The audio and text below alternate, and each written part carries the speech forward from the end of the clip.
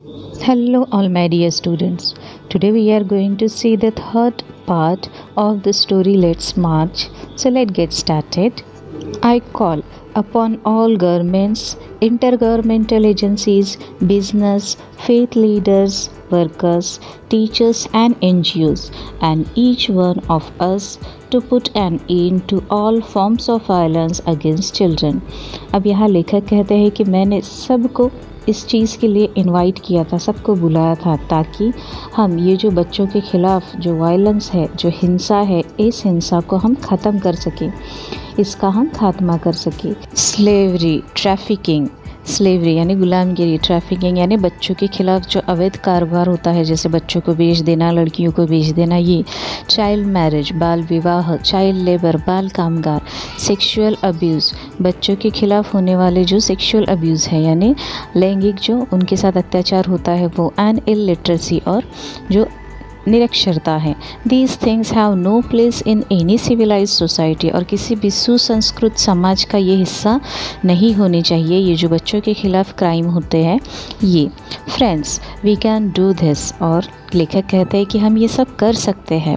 Governments must make child friendly policies, और इसके लिए जो गवर्नमेंट है, सरकार ने बच्चों के फ्रेंडली पॉलिसीज़ बनाने चाहिए, बच्चों के हित में उन्हें धोरण बनानी चाहिए। And invest in education and young people, और इससे उन्होंने जो एजुकेशन है, यंग पीपल है, इनके लिए ज़्यादा से ज़्यादा पैसा इन्वेस्ट करना चाहिए इनके बेटर फ्यूचर के लिए। Business must be more responsible, accountable and open to innovative partnership, और इससे बनने वाला जो बिज़नेस है वो रिस्पॉन्सिबल होना चाहिए, ज़िम्मेदार, अकाउंटेबल यानी उत्तरदायी होना चाहिए, and open to innovative partnership, और नई नई चीज़ें, परिवर्तनात्मक पार्टनरशिप उसमें लागू करनी चाहिए। Intergovernmental agencies must work together to accelerate action. Intergovernmental यानी जैसे स्टेट गवर्नमेंट और सेंट्रल गवर्नमेंट, इनके बीच में जो कोई भी उनकी जो पॉलिसीज़ है उनके बीच उन्होंने काम करना चाहिए, एक दूसरे को साथ देना चाहिए। Global civil society must rise above the business as usual, यानी हमेशा की तरह बिज़नेस के ऊपर जो सिविल सोसाइटी है ये ग्लोबल होनी चाहिए, हमेशा की तरह बिज़नेस से ऊपर होनी चाहिए। एंड फ्रैगमेंटेड एजेंडा, और इनका जो एजेंडा है वो हमेशा फ्रैगमेंटेड यानी किसी भी जो भी उनको प्रॉब्लम आती है, जो भी उनके सामने परेशानियां आती है, उसको फेस करने के लिए इन्होंने हर समय काम करना चाहिए। फेथ लीडर्स एंड इंस्टीट्यूशन, जितने भी लीडर्स है, जो विश्वसनीय लीडर्स और विश्वसनीय इंस्टीट्यूशन है, and all of us must stand with her children, और इंस्टीट्यूशन लीडर्स के साथ साथ हमें भी, हम सभी को अपने इन बच्चों के साथ खड़ा रहने की ज़रूरत है। We must be bold, we must be ambitious, और इसके लिए, इन सभी चीज़ों के लिए हमें बोल्ड बनना होगा।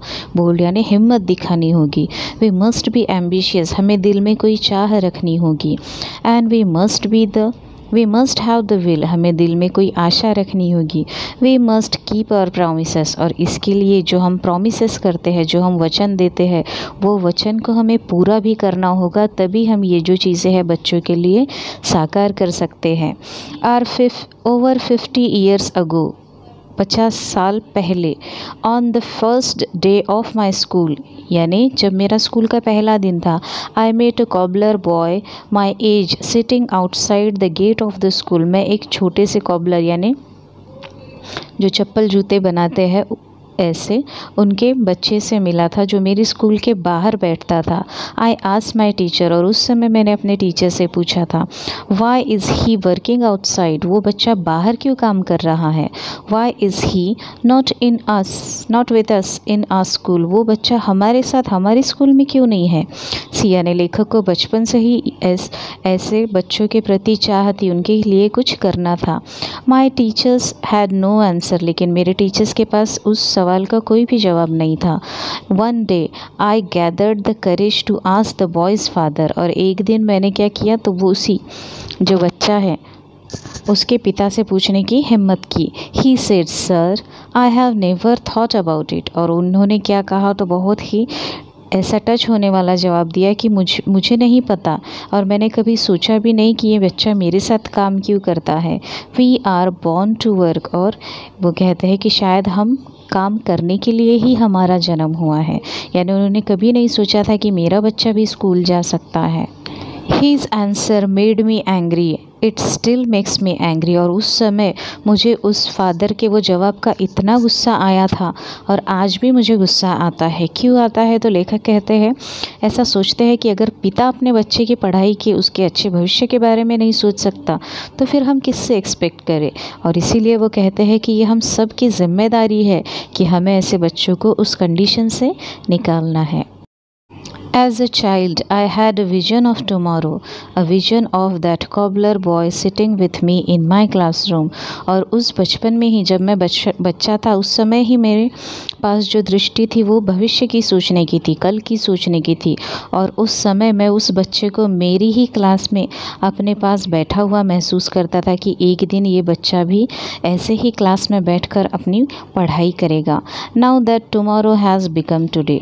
और वो जो कल था, जो मैं बचपन में कल सोचा करता था, आज वो मेरा आज है। और आज सच में मैं मानता हूँ कि भले ही कुछ ही बच्चों को हुआ हो, लेकिन हम इसमें कामयाब रहे हैं कि हम बच्चों को एजुकेशन प्रोवाइड कर सके हैं, उन्हें उस अंधेरी दुनिया से हमने बाहर निकाला है।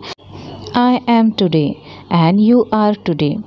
Today is the time for every child to have a right to life, right to freedom, right to health, right to education. ये जो सारे के सारे राइट्स हैं, अधिकार है, ये हमें कॉन्स्टिट्यूशन के द्वारा भी मिले हैं। इसके लिए लेखक कहते हैं कि आज ही वो दिन है, अब कोई भविष्य नहीं। आज ही हमें जो भी करना है ये बच्चों के लिए करना है।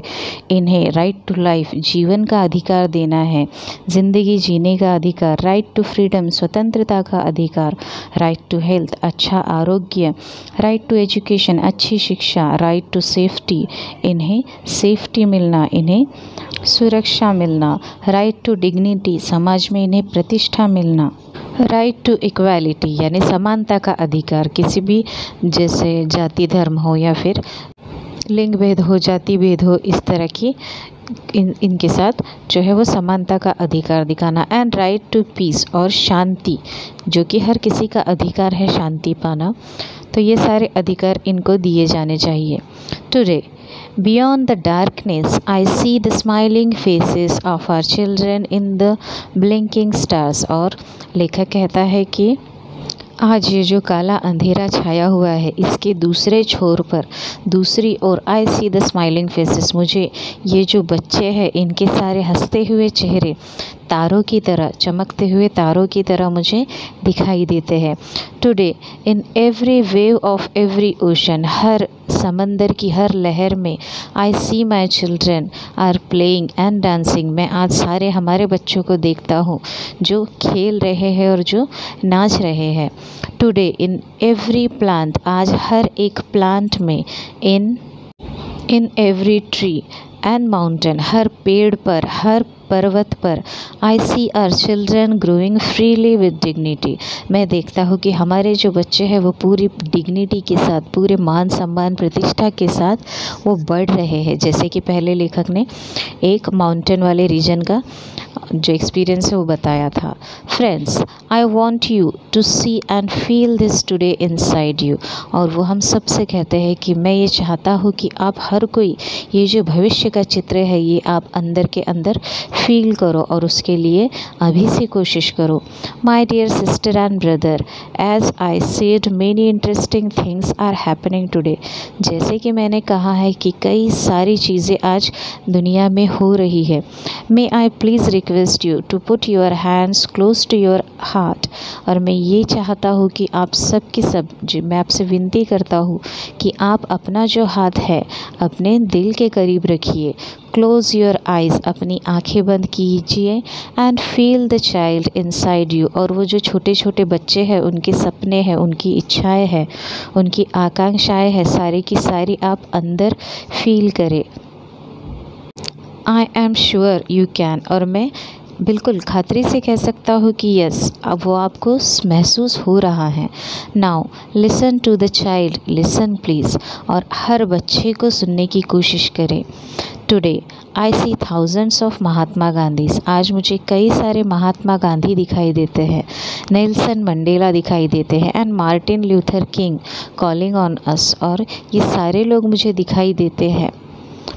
लेट अस democratise knowledge, let us universalize justice, together let us globalize compassion, let us democratize, यानी ये जो नॉलेज है, ये जो ज्ञान है, हमें ये ज्ञान को फैलाना है, हर लोगों तक फैलाना है, जन जन का हिस्सा ये ज्ञान बनना चाहिए। let us universalize justice, justice ये जो कंसेप्ट है ये हमें यूनिवर्सलाइज करनी है, पूरे विश्व में इसका फैलाव करना है। Together let us globalise compassion, और जो हमारे दिल में की दया है वो दया को भी हमें पूरी दुनिया में फैलाना है, ताकि हर कोई इसका जो है, हर किसी को इस दया का आधार मिले। I call upon you in this room and all across the world. आज मैं आपके सामने यहाँ बोल रहा हूँ और आपको आह्वान करता हूँ, एंड अक्रॉस द वर्ल्ड, और दुनिया में जो जो भी मुझे सुन रहे हैं सभी से कहता हूँ, I call for a march from exploitation to education. मैं मेरे साथ खड़े रहने को करता हूँ कि जो एक्सप्लॉयटेशन के विरोध में हमें खड़े रहना है, और हमें ये बच्चों के भविष्य को पढ़ाई की, एजुकेशन की ओर ले जाना है। I call for a march from poverty to shared prosperity, और जो ये बच्चों की गरीबी है यहाँ से इन्हें हटाकर इन्हें समृद्धता की ओर ले जाना है। अ march from slavery to liberty, जो गुलामी है गुलामी में से निकाल कर इन्हें स्वतंत्रता की ओर ले जाना है। And a march from violence to peace, और इनके साथ जो ये हिंसा हुई थी, ये हिंसा की ओर से इन्हें निकाल कर, इस हिंसा से निकाल कर इनके जीवन को शांति में बनाना है। Let us march from ignorance to awakening, इनके अज्ञान को हटाकर अवेकनिंग, इनमें जागरूकता निर्माण करनी है। Let us march from darkness to light, अंधेरे से निकाल कर उजाले की ओर इन्हें ले जाना है। Let us march from mortality to divinity, इनकी ज़िंदगी को मॉर्टैलिटी से निकाल कर इनको डिविनिटी यानी दैववाद की तरफ इनको ले जाना है। लेट अस मार्च, और इसके लिए हम सभी को मार्च करना है, हम सभी को इनके लिए कदम उठाना है। तो आइए हम सारे के सारे मिलकर इसके लिए कदम उठाते हैं और इन बच्चों के भविष्य को एक नई दिशा देते हैं। Nobel acceptance speech by Kailash Satyarthi, Kailash Satyarthi ji ने ये दिया हुआ स्पीच है। सो here we have finished with the third part of the story, that is Let's March.